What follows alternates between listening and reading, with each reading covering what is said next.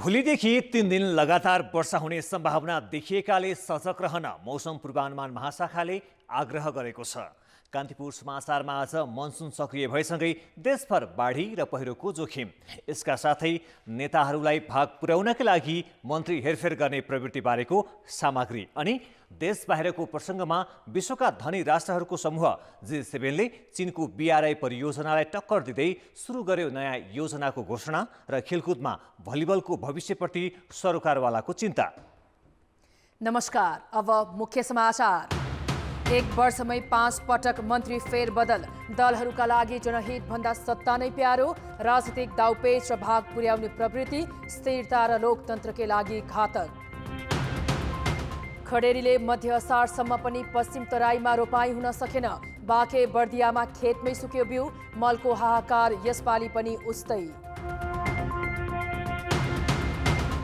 वैदेशिक रोजगारीमा जानेको संख्या 3 वर्ष यताकै उच्च, श्रम स्वीकृति लिने 1 वर्षमै 320%ले बढे, अधिकांश श्रमिक अदक्ष।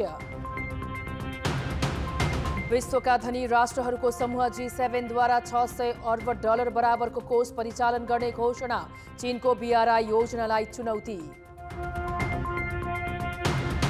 र विश्व क्रिकेट लिग 2 अन्तर्गत स्कटल्यान्डमा हुने प्रतियोगितामा कम्तीमा 3 खेल जित्ने नेपालको लक्ष्य, टोली भोलि क्यानाडा जाँदै।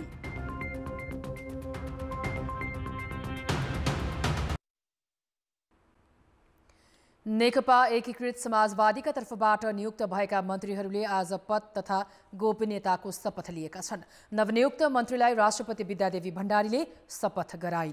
शपथ ग्रहण लगतै नवनियुक्त मन्त्रीहरूले सिंहदरबार पुगेर पदभार ग्रहण गरेका छन्। पद बहालीपछि शहरी विकास मन्त्री मेटमणि चौधरीले काममा हस्तक्षेप नगर्ने तर गल्ती गर्नेलाई नछाड्ने बताए। अरू मन्त्रीहरूले पनि कामलाई नै प्राथमिकता दिने प्रतिबद्धता जनाए। एकीकृत समाजवादीले आलो पालोका आधारमा नेताहरूलाई भाग पुर्याउन मन्त्री फेरबदल गरेको हो। यसअघि 6 महिनाका लागि पठाइएकाहरूले 8 महिनासम्म काम गरेका थिए। आगामी मङ्सिरमा प्रतिनिधि सभाको कार्यकाल सकिने भएकाले आज शपथ लिएका मन्त्रीले त झन् 6 महिना पनि काम गर्न पाउने छैनन्। वर्षेनी सरकार बन्ने र ढल्ने खेल नरोकिएपछि संविधान सभाले बनाएको संविधानमै कम्तीमा 2 वर्ष सरकार फेरबदलको खेलमा बन्देज लगाइएको हो। तर त्यसपछि 2074 सालको निर्वाचनबाट चुनिएको अत्यधिक बहुमतको सरकार नै पूरा कार्यकाल टिकेन। 5 वर्षको अवधिमा 3 पटक सरकार परिवर्तन हुँदा 10 पटक भन्दा बढी त मन्त्री नै फेरबदल भए। त्यो पनि सत्ता स्वार्थकै कारण, कहिले दल फुटाएर त कहिले भाग पुर्याउन।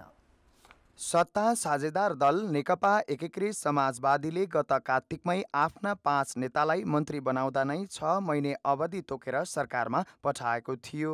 तिनीहरूले 8.5 महिना सत्ताको स्वाद लिए। फेरि अरू नेतालाई भाग पुर्याउन असार 1 गते नै सिफारिस गरिएका 5 जनालाई अहिले नयाँ मन्त्री बनाएको छ।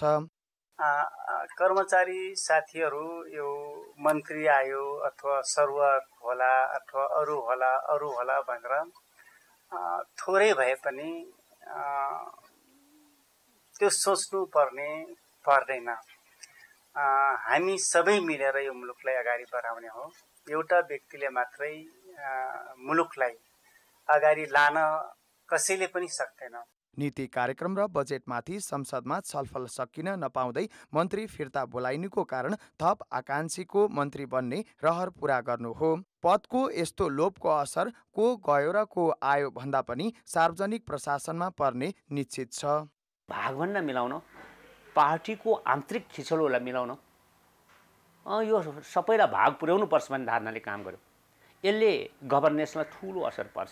गभर्नेन्समा चाहिँ यिनीहरूले डेलिभरी दिने भन्दा पनि आफ्नो मानिसहरूलाई बिगाउनेतिर हेर्न लागे, जुन राम्रो पक्ष होइन। त्यसो त बहुमतको सरकार आफ्नै दलको आन्तरिक किचलोले टिक्न नसकेपछि गठबन्धन बनाएर प्रधानमन्त्री बनेका काङ्ग्रेस सभापति शेरबहादुर देउवाले नियुक्त भएको 88 दिनसम्म मन्त्री परिषदलाई पूर्णता दिन सकेका थिएनन्। तर त्यस यता मन्त्री परिषद हेरफेर र पुनर्गठन भने 4 पटक गरिसके। अहिले पनि 1 मन्त्रालय रिक्त नै छ। 2074 फागुनमा झण्डै 2/3 नजिकको बहुमतसहित प्रधानमन्त्री बनेका एमाले अध्यक्ष केपी शर्मा ओलीले नेता व्यवस्थापनकै लागि 8 पटकसम्म मन्त्री परिषद पुनर्गठन र हेरफेर गरेका थिए। उनी आफैले 2 पटक प्रतिनिधि सभा विघटन गरी प्रधानमन्त्रीका रूपमा 2 पटक नै शपथ लिएका हुन्।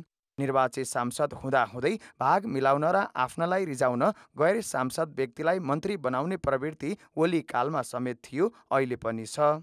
मुलुक र जनताको हितमा काम गर्न भन्दा सत्ता र शक्तिको लोभमा मन्त्री बनाउने र हटाउने प्रवृत्ति अस्थिरताको कारक बन्ने गरेको छ।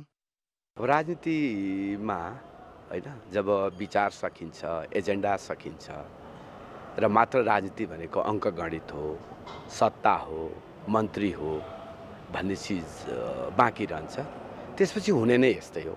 यो सरकार गठन भएको 1 वर्ष पुरा नहुँदै सत्ताको नेतृत्वकर्ता दल नेपाली काङ्ग्रेस र सत्ता साझेदार दलहरू माओवादी केन्द्र र जनता समाजवादी पार्टी भित्र पनि मन्त्री हेरफेरको कुरा बहसमा छ। मन्त्री हेरफेर र पुनर्गठनको लहर सरकारी कामको प्रतिफल हात पार्न नभई व्यक्ति व्यवस्थापनमै केन्द्रित छ। भएकाले पद छान्न नचाहने र आकाङ्क्षीलाई मन्त्री पद नभई नहुने अर्थात् कुर्सी मोह अलोकतान्त्रिक र गैर राजनीतिक हो। कान्तिपुर समाचारका लागि क्यामेरामा श्याम श्रेष्ठ र विकास जोशीका साथ शिक्षा भट्टराई र बाबुराम तिमिल सिन्हा, काठमाडौँ। नेकपा एमालेबाट विभाजित बनेर 10 महिना अघि गठन भएको नेकपा एकीकृत समाजवादीले 8 महिनामै आफ्ना 9 जना नेतालाई संघीय सरकारमा मन्त्री बनाइसकेको छ। प्रदेश नम्बर 1 र बागमतीमा त सरकारको नेतृत्व नै गरिरहेको छ। पार्टी गठन गरे लगत्तै सत्ताको स्वादमा भुलिरहेको एकीकृत समाजवादीले तल्लो तहमा पार्टीका कमिटी भने गठन गर्न सकेको छैन। त्यही कारण उसलाई आगामी निर्वाचनमा पनि आफ्नै शक्तिभन्दा गठबन्धनकै भर पर्नुपर्ने अवस्था देखिन्छ। पार्टी गठन भएदेखि नै सत्तामा रमाइरहेको एकीकृत समाजवादीले अहिलेसम्म ओडा र पालिकासम्म सङ्गठन विस्तार नै गर्न सकेको छैन। बरु ऊ सङ्घीय मन्त्री फेर्नमै तल्लीन छ। 2 पटक गरेर सङ्घीय सरकारमा 9 जनालाई मन्त्री बनाउन सफल र 2 वटा प्रदेश सरकारको नेतृत्व गरेको दलले अहिलेसम्म 50 वटा र 80 वटा पालिकामा मात्र कमिटी गठन गर्न सकेको छ। सङ्गठनात्मक संरचना कमजोर भएकै कारण उसले स्थानीय तहको चुनावमा पनि नराम्रोसँग पराजय बेहोर्नु पर्यो। यसपटकको स्थानीय तहको निर्वाचनको हामीले समीक्षा गरेका छौँ। कमरेडको माझमा त्यो प्रतिवेदन पुगिसकेको छ। आफ्नो आफ्नो ठाउँको आँकडाको बारेमा पनि तपाईँहरूले हेर्नुहुनेछ, भेरिफाई गर्नुहुनेछ। पार्टी गठन भए यता एकीकृत समाजवादीको ध्यान धेरैजसो समय सत्तामै केन्द्रित भयो। गठबन्धन टिकाउनेतर्फ बढी समय दिँदा उसले सङ्गठन विस्तारको अवसर पाएन। अब प्रतिनिधि सभा र प्रदेश सभाको निर्वाचन नजिकिँदै गर्दा एकीकृत समाजवादीका दिन अझ कठिनपूर्ण हुने देखिन्छ। सत्तामा यदि सहभागी भइयो भने सत्ताको स्रोत साधनको आधारमा या शक्तिको आधारमा आफ्नो शक्ति विस्तार गर्न सकिन्छ भन्ने अनुमान पनि हो। अर्को त स्पष्ट रूपमा के देखिन्छ भन्दाखेरि जुन खालको चाहिँ त्यो छोटो समयमा चुनावमा जानुपर्ने जुन बाध्यता आइलाग्यो त्यसले गर्दाखेरि अर्को टेको नै छैन। त्यसो त एकीकृत समाजवादीले आगामी निर्वाचनमा कसरी बढ्ने भन्ने ठोस निर्णय गर्न सकेको छैन। त्यही कारण उसका कार्यकर्ता मात्र होइन नेताहरूमै अन्यल देखिन्छ। वार्ड कमिटी, नगर कमिटी, महानगर उपमहापालिका सबै ठाउँमा हामी यो 2 महिनामा हाम्रो कमिटी बनाउने काम हामी पुरा गर्छौँ। जनताको मन जित्नलाई चाहिँ घर दैलो अभियान चाहिँ हाम्रा अनिवार्य हुनुपर्छ। जनमुखी काम गर्ने कुरा चाहिँ सरकारमा बसेर मात्र होइन, सरकार बाहिर हुँदा पनि जनताका लागि काम गर्न सकिन्छ। पार्टी गठन भए लगत्तैदेखि सत्ताको स्वादमा रमाउँदै आएको एकीकृत समाजवादी स्थानीय तह निर्वाचनमा हार बेहोरेपछि भने झसङ्ग भएको छ। तर पनि अब कसरी अघि बढ्ने भन्नेमा दुविधाग्रस्त छ। आफ्नो शक्तिमा भन्दा अन्य दलसँगको गठबन्धनलाई प्राथमिकता दिँदा उसको आगामी राजनीतिक बाटो नै अलमलमा देखिन्छ। कान्तिपुर समाचारका लागि अञ्जना लामिछाने, काठमाडौँ। मनसुन छिट्टै सुरु भएकाले यो वर्ष गत वर्षकै हाराहारीमा रोपाइँ हुने अनुमान सरकारले गरेको छ। अहिले नै हिमाली र पहाडी जिल्लामा उल्लेख्य मात्रामा रोपाइँ भएको कृषि विभागका महानिर्देशक रेवती रमण पौडेलले जानकारी दिए। यो वर्ष धान खेती हुने कुल 14 लाख हेक्टर जमिनमै रोपाइँ हुने अनुमान छ। तर नेपालकै अन्न भण्डारका रूपमा मानिने बाँके र बर्दियामा भने चर्को खडेरीका कारण 10% पनि रोपाइँ भएको छैन। बिउ सुकेर पहेँलै भएको छ। सिँचाइ नपुगेको खेतमा कतै धुलो उडेको देखिन्छ भने कतै धाजा फाटेको छ। पश्चिम तराईको सबैभन्दा बढी धान उत्पादन हुने जिल्ला हो बर्दिया। यहाँ 52,000 हेक्टर क्षेत्रमा धान खेती गरिन्छ, तर असार 13 गतेसम्ममा यहाँ 10% खेतमा मात्र रोपाई भएको छ। राजापुर क्षेत्रका किसानले कर्णाली नदीको पानीले त्यति धान रोपाई गरेका हुन्। बबई सिँचाइ आयोजना जस्ता ठूला नहरबाट सिँचाइ सुविधा नपाउँदा आकाशे पानीको भरमा बसेका धेरै किसानको खेत अझै बाँझै छ। सबभन्दा अभाव भनेको डिजल पानी र मलको समस्या हो। अब मलै हुन्न भने किसानले खेती कसरी गर्छ? राजापुर गेरुवा लगायत क्षेत्रहरूमा अस्ति पानी परेको भएको छ भने अहिले धेरै क्षेत्रमा पानी परिसकेको छैन र किसानले आफ्नो स्रोतले रोपाई गर्ने अवस्था नभएको हुनाले रोपाई चाहिँ कम भइरहेको जस्तो छ। बाँकेमा 36,000 जमिनमा धान खेती गरिन्छ, तर 15,000 हेक्टर जमिनमा मात्रै सिँचाइ सुविधा पुगेको छ। पानी नपर्दा जिल्लाका अधिकांश किसानले रोपाई गर्न पाएका छैनन्। ढिलो वर्षा हुँदा किसानको उर्वर जमिन आधा बाँझै छ भने बिउ पहेलिएको छ। कैसे रोपाई करा जाए? जब पानी न बरसे तो ऐसे पड़ा रहे सूखा, और क्या करा जाए? धानको बिउ सुकिसकेको छ। समयमा पानी नपरेर रोपाई गर्न ढिलो भएर सुक्दै गएको र छिप्पिसकेको बिउ रोप्दा उत्पादनमा गिरावट आउने कृषि ज्ञान केन्द्र बाँकेले जनाएको छ। अहिले बिउ चाहिँ अलिकति बुढो भयो, छिप्पियो, त्यसले गर्दाखेरि गाँजा आउने क्षमता कम हुन्छ। यसले उत्पादनमा केही असर गर्छ र उत्पादनलाई कम असर गरोस् सकेसम्म भन्नको लागि चाहिँ अलि बाक्लो रोप्ने एउटा उपाय चाहिँ त्यो हो। किसानले हरेक वर्ष सिँचाइसँगै मल बिउको ठूलो सङ्कट झेल्दै आएका छन्। यस्तो अवस्थामा ढिलो गरी धान रोपाई गर्दा उत्पादनमा ठूलो गिरावट आउने निश्चित छ। कान्तिपुर समाचारका लागि बर्दियाबाट कमलपन्थीका साथ सविता जीसी, नेपालगञ्ज, बाँके। समयमा रासायनिक मलको खरिद व्यवस्थापन गर्न नसक्दा यो वर्ष पनि खेतीका बेला मलको हाहाकार देखिएको छ। सरकारी तवरमा आउन नसक्दा छिटपुट भएको मलमा कालोबजारी भइरहेको छ। मध्य असारमा हिमाली र पहाडी जिल्लामा रोपाई चलिरहेको छ। धान रोप्ने समयमा डिएपी मलको खोजीमा किसानहरू स्थानीय प्रशासन र सहकारीहरूमा भौतारिए पनि मल पाउन नसकेको भन्दै निराश छन्। मल पाइँदैन, हेर्नुहोस् पानीको सिँचाइको व्यवस्था छैन, कसरी गर्ने? किसानले सबै किसानहरू मर्कामा खान् कि तस अब बिउ हुँदैछ, अब रोप्ने बेलामा मल छैन, मल लिन जाँदा मल आउने ठाउँमा छैन, कसरी खेती बनाउन सकिन्छ, कसरी बिउ पोलो निकाल्न सकिन्छ। मुख्य बाली लगाउने समयमा किसानको लाइन स्थानीय जिल्ला प्रशासन र सहकारी अघि नदेखियोस् भनेर सरकारले चालु आर्थिक वर्षमा अहिलेसम्मकै धेरै अर्थात् 27 अर्बभन्दा बढी बजेट छुट्यायो। बजेट बढेपछि राजनीतिकसँग नजिक रहेका बिचौलियाहरूले मल आयात गर्दा स्वदेशीलाई 2.5% भन्सार शुल्क र विदेशीलाई 5% लाग्ने नीति पास गराउन सफल भए। काम गर्न अनुभव नभएका कम्पनीको रजगज बढ्यो, ठेक्का लाग्यो तर मल आउन सकेन भने यसले समानता ल्याएन। नेपालको चाहिँ आयातकर्ताले चाहिँ कुनै किसिमको अनुभव नै छैन। जहाँमा 1.5% र 5% कुरो आउने बित्तिकै 3.5% मार्जिन भनेको धेरै ठुलो कुरो हो। त्यसकारण कुनै पनि हालतमा त्यसले समान रूपमा चाहिँ नि तपाईँको बिडलाई गाइड गर्न सक्दैन। 1.5% चाहिँ मा ल्याउन सक्ने मान्छेले स्वाभाविक रूपमा उसको के हुने हो, बिड कम हुने भयो र 5% को बिड त बढी हुने भयो। त्यसकारण तपाईँले भनेको कुरो एउटा जायज कुरो पनि के हो भन्दाखेरि यसले गर्दा जो नेपालमा अलिकति केही न केही मल आपूर्ति गर्न इच्छुक चाहिने पहिलेदेखि आपूर्ति गरिरहेका विदेशी चाहिने के अरे आपूर्तिकर्ताहरू थिए, सप्लायरहरू थिए, तिनीहरू चाहिँ उसमा कम्पिटिसनमा आउन सकेनन् र नेपालीहरूले त मल आपूर्ति गरेकै छैन, गर्नै सक्दैन। 2 वर्ष यता अन्तर्राष्ट्रिय बजारमा रासायनिक मलको मूल्य अहिलेसम्मकै उच्च भयो। कम कबोलमा मल ल्याउने सम्झौता गरेका ठेकेदारले मल ल्याउँदा भन्दा नल्याउँदा फाइदा हुने भएपछि समय गुजार्दाको परिणाम अहिले देखिएको हो। सरकारले यो बीचमा भारत सरकारसँग 5 वर्षको लागि रासायनिक मल खरिदको सम्झौता गरेको भए पनि लागत र प्रक्रिया मिलाउन सकेको छैन।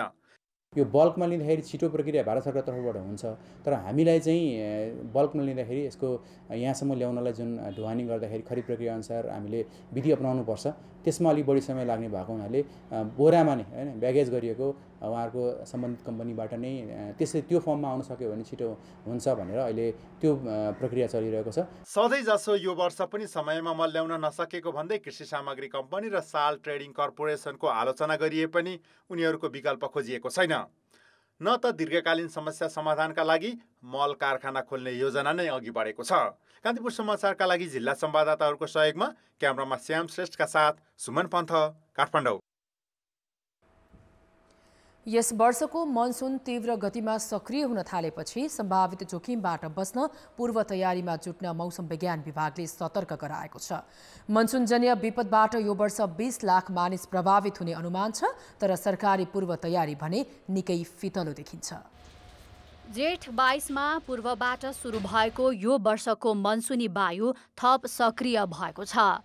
मनसुनको न्यून चापीय रेखा नेपालको तराई भूभाग नजिक आइपुग्ने भएकोले अबका 3 दिन भारी वर्षाको सम्भावना देखिएको हो। मौसम विज्ञान विभागले सतर्क रहन सबैलाई आग्रह गरेको छ। मनसुनमा न्यून चापीय रेखा हुन्छ जुन उत्तरतिर सर्ने क्रममा रह्यो भने चाहिँ नेपालतिर बढी वर्षा हुने र न्यून चापीय रेखा दक्षिणतिर सर्ने क्रममा रह्यो भने नेपालमा कम वर्षा हुने तर भारततिर बढी वर्षा हुने गर्दछ। त्यसैले यसपालि भने मनसुनको न्यून चापीय रेखा उत्तरतिर सर्दैछ। त्यसैले पनि देशका धेरै स्थानमा धेरै स्थानमा वर्षा हुने र केही स्थानमा भारी वर्षा हुने र थोरै स्थानमा धेरै भारी वर्षा हुने सम्भावना पनि रहन्छ। वर्षा धेरै हुँदा तराई क्षेत्रमा बाढी र डुबान तथा पहाडी क्षेत्रमा बाढी पहिरोको जोखिम वर्षेनी बढ्दो छ। सिन्धुपाल्चोक, दैलेख, रोल्पा लगायतका पहाडी 22 जिल्ला बाढी पहिरोको उच्च जोखिममा छन्। थप 32 जिल्ला जोखिममा पर्दा झापा, मोरङ, सुनसरी, चितवन लगायतका 23 जिल्ला भने बाढीबाट सबैभन्दा बढी जोखिममा देखिएका छन्। अघिल्लो वर्षका पीडितले समेत अहिलेसम्म राहत पाएका छैनन्। निवेदन पनि दिने काम गरे। यसरी म लगायत कतिजनाको जग्गा त्यो भारचेतको खोलामा मिसायो, उब्जनी हुने भूमि मिसायो, हामी के खाने भनेर भन्दा पनि हाम्रो कुरा सुनवाई भएको छैन। गत वर्षको मनसुन पछिका विपदजन्य घटनामा 258 जनाको ज्यान गएको थियो। 1022 घरधुरीमा पूर्ण क्षति भएको थियो। तर सावधान रहन सूचना निकाल्दा सरकारी पूर्व तयारी यस वर्ष पनि पर्याप्त देखिन्न। 17 जिल्लाका प्रमुख जिल्ला अधिकारीज्यूहरू मार्फत सबै जिल्लामा चाहिँ सुरक्षाकर्मीहरूलाई स्ट्यान्ड बाई राख्ने र मनसुनजन्य घटनाहरू आयो भने तत्कालै राहत र उद्धारको कार्यहरूमा तत्काल तदारकतापूर्वक लाग्नको निम्ति पनि हामीले अनुरोध गरेका छौँ, निर्देशन दिएका छौँ। र हामीले गोदामको व्यवस्थापन राहत र उद्धार राहतको निम्ति व्यवस्थित गराउन निम्ति गोदाम घरहरूमा सामग्रीहरू भण्डारण गरिएको छ र ती आवश्यक पर्यो भने ती गोदामघरका सामग्रीहरू पनि हामीले प्रयोग गर्नेछौँ। भौगोलिक अवस्था, जथाभावी हुने विकासका काम र प्रकृतिमा मानव अतिक्रमण जस्ता कारणले मनसुनजन्य प्रकोप बढ्दै गएको विज्ञहरू बताउँछन्। त्यसैले जोखिम कम गर्न सरकारी पूर्व तयारी त चाहिन्छ नै, आम नागरिकले पनि सम्भावित घटनाबाट जोगिन सावधानी अपनाउनु आवश्यक छ। कान्तिपुर समाचारका लागि क्यामेरामा राजेन्द्र महर्जनका साथ रुबिना थापाको रिपोर्ट। अब जनताको आवाज। आज हामीले 7 प्रदेशमा सोधेका छौँ, मनसुनले निम्त्याउने प्राकृतिक विपत्तिबाट जोगिन कसले के गर्नुपर्छ? जनताको आवाज। सूचना दिने प्रक्रिया गरियो भने तटीय क्षेत्रका मानिसहरू चाहिँ सजग चाहिँ हुन सक्छन्। आफू सतर्क हुने। जोखिमयुक्त क्षेत्रमा रहेका बासिन्दाहरूले आफ्ना सामग्रीहरूको पूर्व व्यवस्था गर्नुपर्दछ। जनचेतना जगाउनु पर्यो। प्रभावित भएको क्षेत्रहरूमा चाहिँ सरकारले सूचना जारी गरेर कसरी चाहिँ यसलाई चाहिँ प्रभावकारी बनाउने ध्यान दिनुपर्छ। सरकारले चाहिँ पहिलेबाटै सूचना जाहेर गर्नुपर्छ। खोलाको छेउछाउ पहिरोको जोखिममा रहेका चाहिँ बस्तीहरूलाई चाहिँ सुरक्षित ठाउँमा सार्ने व्यवस्था गर्नु पर्यो। भिराला ठाउँहरूमा वृक्षारोपण गर्न सकिन्छ। बाढी पहिरोबाट बच्ने उपायहरू चाहिँ उनीहरूलाई सिकाउनु पर्यो। सरकारले पनि त्यस्तो डाँडाकाँडा है जोखिम ठाउँमा घर बनाउन दिनु भएन। जोखिममा परेको बस्तीहरूलाई सही ठाउँमा स्थानमा लगेर राखिदिनु पर्यो। खोलाको नजिकतिर माथि चाहिँ साइरनहरू त्यो पनि आवश्यक पर्छ। खोला नाला जति पनि छन् त्यस ठाउँमा जाली ढुङ्गा राखेर तत्कालको लागि रोकथाम गर्नुपर्छ। खोलाको छेउछाउतिर बाँधहरू बनाउनु पर्नेछ। जनचेतनामूलक कार्यहरू गर्यो भने बाटोघाटो बनाउँदाखेरि भौगोलिक स्थितिलाई विचारेर सरकारले केही पूर्व तयारी गर्नै पर्छ। पूर्व सूचना प्रणाली अपनाएर विकास निर्माण कार्यहरूलाई व्यवस्थित रूपमा सञ्चालन गर्नुपर्छ। सरकारी निकायबाट चाहिँ अलिकति ध्यान पुर्याउने पूर्व तयारी कार्यक्रमलाई बढी जोड दिनुपर्दछ। पहिरो छेक्नलाई जाली दिने, ढुङ्गा दिने, सुरक्षित स्थानहरूको पनि पहिचान गरिराख्ने। पब्लिक नै अवेर हुनु पर्यो। भू बनोट अनुसारको वस्तुस्थिति अनुसार त्यहाँ बसोबासका व्यवस्थाहरू मिलाउनु चाहिँ अत्यन्त जरुरी छ। प्रकृतिमाथिको हस्तक्षेप मानवीय क्षेत्रबाट रोक्नुपर्छ।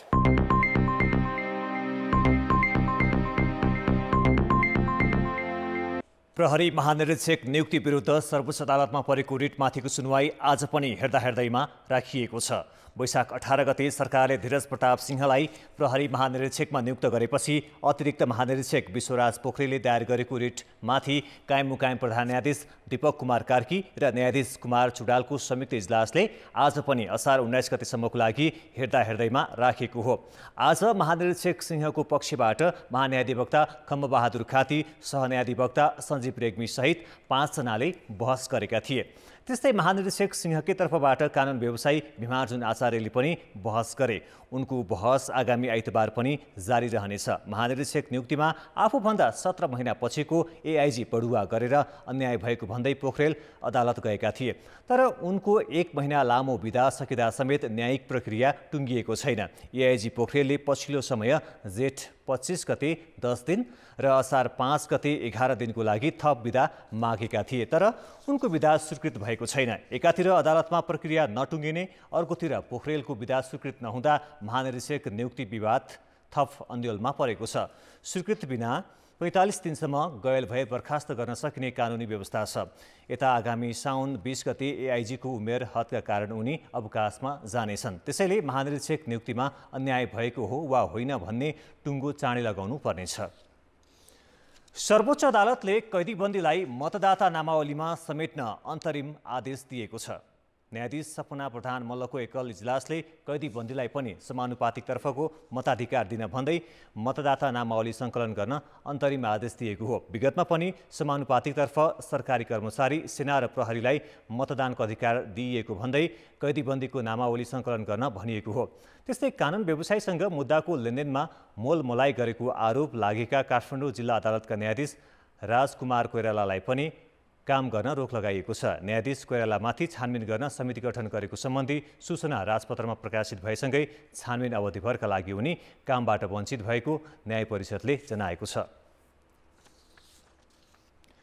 धनुषा प्रहरीले अमेरिकन पिस्तोलसहित 3 जना भारतीय नागरिकलाई आज पक्राउ गरेको छ। धनुषाको विदेह नगरपालिका महिनाथपुर स्थित सीमा नाकामा जनकपुरबाट भारततर्फ जाँदै गरेको मारुति सुजुकी कारलाई जाँच गर्दा गाडीको सिट मुनिबाट मेड इन युएस लेखिएको पिस्तोल बरामद गरेको छ।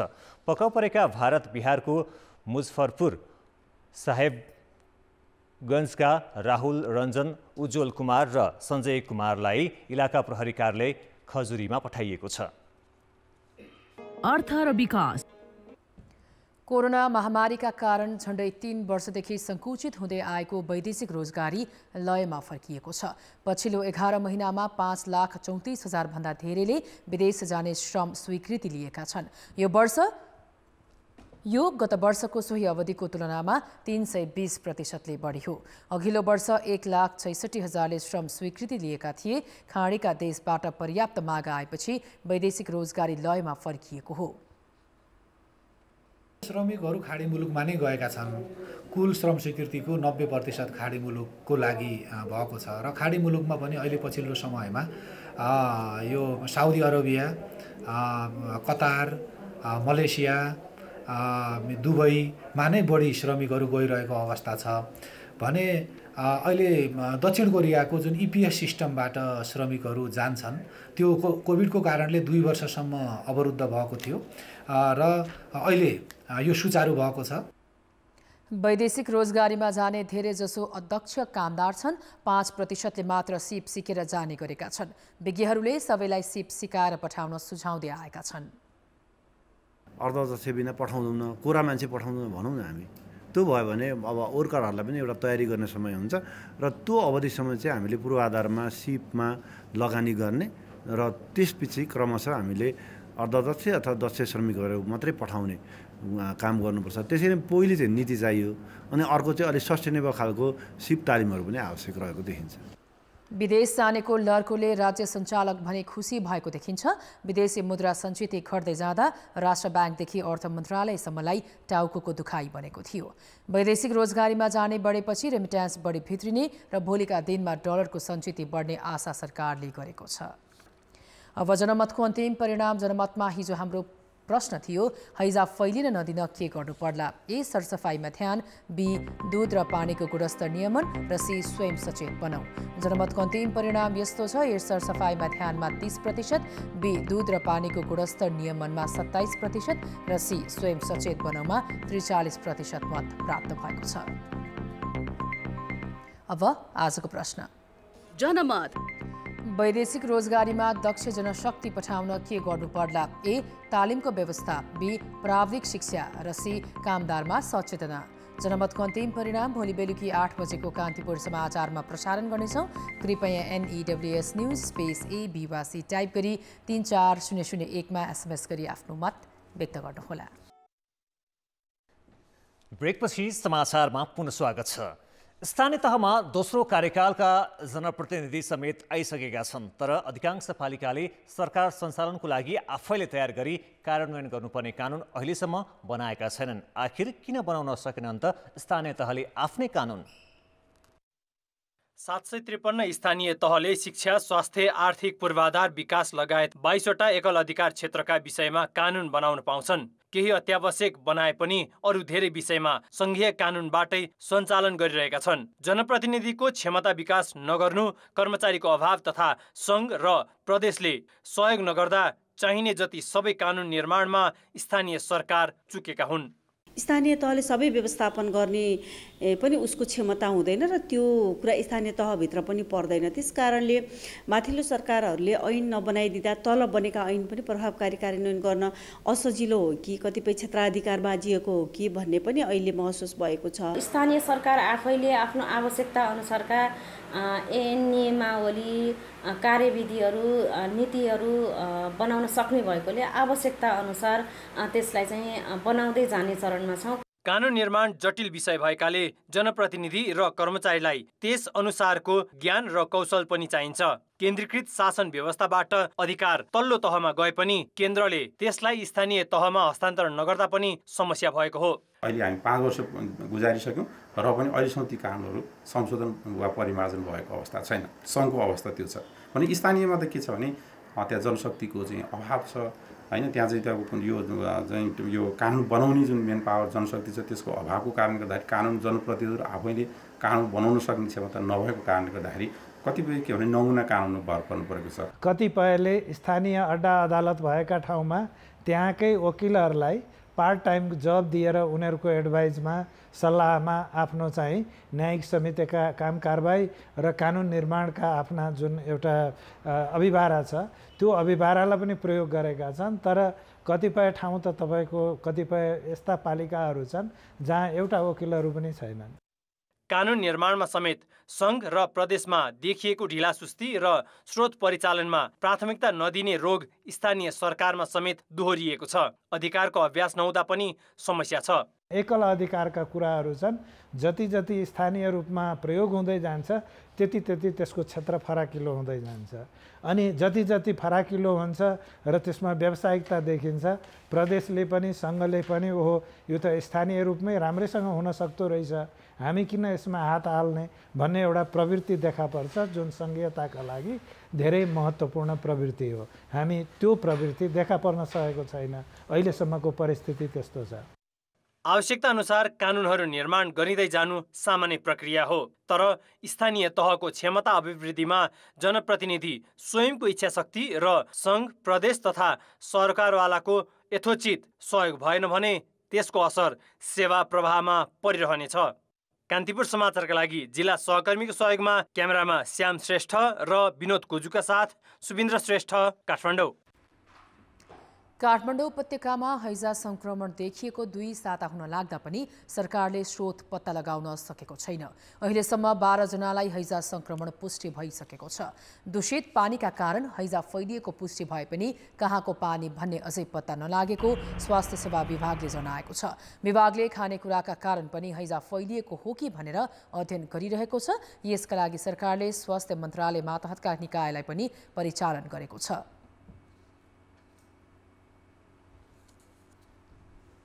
केस कहाँबाट आएको, किन आएको, यसको चाहिँ चुरो कुरा कहाँ छ भन्ने कुराहरूको नजिक पुगिसकेको अवस्था छ। र त्यसै अन्तर्गत जस्तै यो चाहिँ पानीबाट नै दूषित पानीकै प्रभावमा छ, खानेकुराबाट पनि केही हुनसक्छ कि भन्ने त्यो किसिमको पनि सर्भिलेन्समा चाहिँ इन्भेस्टिगेसन्सहरू अगाडि बढेको अवस्था छ।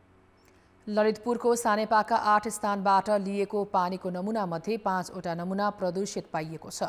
यसैगरी बागबजार र डेली बजारको पानी पनि प्रदूषित देखिएको छ। बल्खु, कोटेश्वर, थानकोट लगायत उपत्यकाका विभिन्न स्थानबाट पानीको नमुना सङ्कलन गरी परीक्षण भइरहेको इपिडियोमोलोजी तथा रोग नियन्त्रण महाशाखाले जनाएको छ। बर्खासँगै हैजाको जोखिम झनै बढेकाले सतर्क रहन चिकित्सकले सुझाएका छन्। खाना पकाएर खाने, बाहिरका पाउने माखा भन्किएका अथवा बाहिर राखेका अथवा तपाईँको बासी झिँगा भन्किएका खानेकुराहरूको सेवन नगर्ने, आम सर्वसाधारणहरूले यसको सचेतना फैलाउन जरुरी छ। पानीको स्रोतको पहिचान गरेर त्यसलाई हामीले रोकथाममा अगाडि बढ्यौँ भने पक्कै पनि यसलाई चाहिँ नियन्त्रण गर्न सकिन्छ। 2 साताको बीचमा हैजा पुष्टि भएका 12 मध्ये 8 जना अस्पतालबाट डिस्चार्ज भएका छन् भने 4 जनाको उपचार भइरहेको छ। खेलकुद समाचार। कान्तिपुर खेलकुद समाचारमा स्वागत छ। राष्ट्रिय क्रिकेट टिमका कप्तान सन्दीप लामिछानेले विश्व क्रिकेट लिग 2 अन्तर्गत स्कटल्यान्ड भ्रमणमा कम्तीमा 3 खेल जित्ने लक्ष्य रहेको बताएका छन्। नेपालले लिग 2 को सिरिजमा घरेलु टोली स्कटल्यान्ड र नामिबियासँग प्रतिस्पर्धा गर्दैछ। अमेरिकामा लिग 2 कै सिरिज खेलेर अघिल्लो साता फर्किएको नेपाली टिम 3 खेलाडी परिवर्तन गर्दै स्कटल्यान्ड जाँदैछ। आज विदाई कार्यक्रममा सञ्चारकर्मीसँग प्रतिक्रिया दिँदै सन्दीपले लक्ष्य पूरा गर्न आत्मविश्वासी भएको उल्लेख गरे।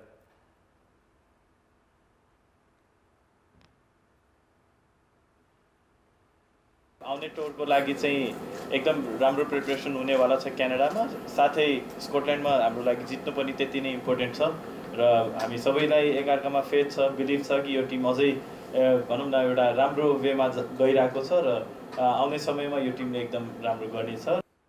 सिरिजमा अमेरिका भ्रमणमा नरहेका बसिर अहमद, किशोर महतो र पवन सराफलाई समेटिएको छ। उनीहरूले अघिल्लो सिरिज खेलेका सुनिल धमला, सागर ढकाल र सुसन भारीलाई प्रतिस्थापन गरेका हुन्। अलराउन्डर बसिरको राष्ट्रिय टिमसँगको पहिलो भ्रमण हो। मनमा त्यही छ कि देशको लागि राम्रो खेल्न, राम्रो पर्फर्मेन्स गर्नुपर्छ, अरू अङ्क तालिकामा अगाडि लाउने टिमलाई। नेपाली टिम सिरिजको तयारीका लागि भोलि क्यानाडा प्रस्थान गर्दैछ। त्यहाँ एक स्थानीय टिमसँग वार्मअप खेल र क्यानाडासँग 2 एकदिवसीय खेल्ने तालिका छ। मुख्य प्रशिक्षक पुबुदुले भने टिमलाई क्यानाडामा भेट्नेछन्। नेपालले असार 27 गते नामिबियासँग खेल्दै स्कटल्यान्ड भ्रमणको सुरुवात गर्नेछ। नेपाल 16 खेलमा 15 अङ्कसहित तालिकाको 5औं स्थानमा छ। न्यू डायमन्ड कप खुल्ला राष्ट्रिय महिला भलिबल बुधबारदेखि हुने भएको छ। आयोजक न्यू डायमन्ड स्पोर्ट्स एकाडेमीले 4 दिनसम्म चल्ने प्रतियोगिता राउन्ड रोबिनका आधारमा हुने जनाएको छ। आयोजक सहित परोपकार आदर्श मावि काठमाडौँ, नेपाल पुलिस क्लब र सशस्त्र प्रहरीको एपीएफ सहभागिता जनाउनेछन्।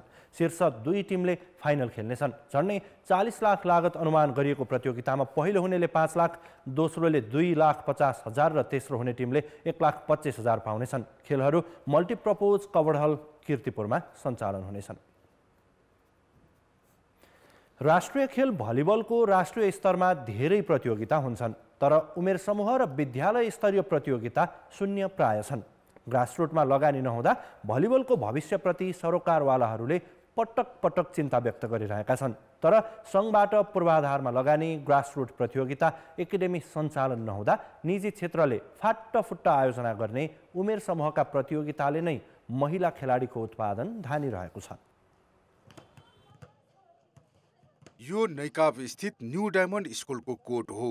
यही कोर्टमा स्पाइकर रमिला तण्डुकार, प्रतिभा माली, रेशमा भण्डारी, सेटर कृपा अधिकारी, लिबरो सलिना श्रेष्ठ जस्ता चर्चित खेलाडीले भलिबल सिकेका हुन्। 6 वर्षदेखिका बालबालिकालाई भलिबल सिकाउँदै आएको न्यू डायमन्डले नयाँ खेलाडी उत्पादनको उद्देश्य सहित चन्द्रगिरी न्यू डायमन्ड कप आयोजना गरियो।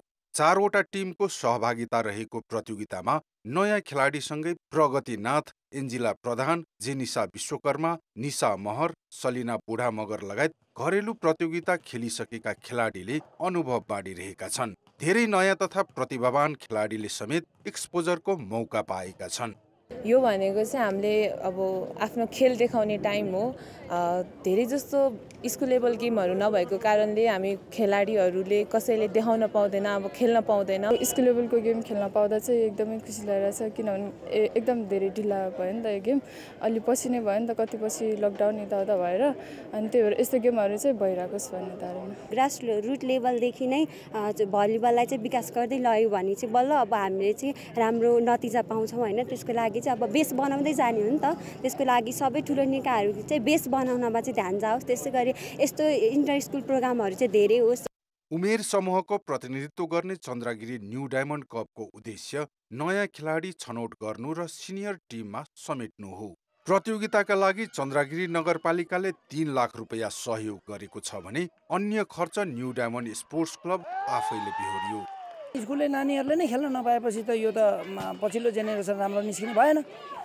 त्यो कारणले गर्दाखेरि जे जस्तो हुन्छ 2-4वटा स्कुल बोलाउँ, खेलाउँ, त्यहाँबाट सुरुवात गरौँ। राम्रो खेलाडी होइन स्कुल लेभलमा निस्कियोस् भन्ने उद्देश्यले हामीले यो चाहिँ सकि नसकी अहिले चाहिँ चन्द्रगिरी नगरपालिकासँग कोर्डिनेट गऱ्यौँ। तल्लो लेभलबाट नै यस किसिमको महिला भाइ बहिनीहरू चाहिँ जान सक्यो भने भोलि राष्ट्रिय अन्तर्राष्ट्रिय क्षेत्रमा पनि पहिचान कायम गर्न सक्छ, जसबाट नगरपालिकाको पहिचान समेत कायम हुँदै नगरपालिका राष्ट्रकै पनि एउटा गौरवमय पहिचान कायम हुन सक्छ जस्तो मलाई लाग्छ। उमेर समूहको प्रतियोगितापछि क्लबले आगामी 14 गतेदेखि सिनियर स्तरकै राष्ट्रिय प्रतियोगिता आयोजना गर्दैछ, जसले खेलाडीलाई आफ्नो स्तर मापनमा सघाउ पुग्नेछ। राष्ट्रिय खेल भए पनि भलिबल सङ्घले ग्रासरुट स्तरका कार्यक्रमतर्फ प्राथमिकता दिएको छैन। सरकारले व्यवस्था गरेको बहानामा भलिबल सङ्घ निष्क्रिय रहेको बेला न्यू डायमन्डले निजी स्तरबाट प्रायोजनको पहल गर्दै उमेर समूहदेखि राष्ट्रिय स्तरका प्रतियोगिताको आयोजना गर्नु प्रशंसनीय छ। कान्तिपुर समाचारका लागि क्यामेरामा गोविन्द खत्रीका साथ प्रदीप लेखी, काठमाडौँ। खेलकुद समाचार अहिलेलाई यति नै। अब मौसम सम्बन्धी जानकारी।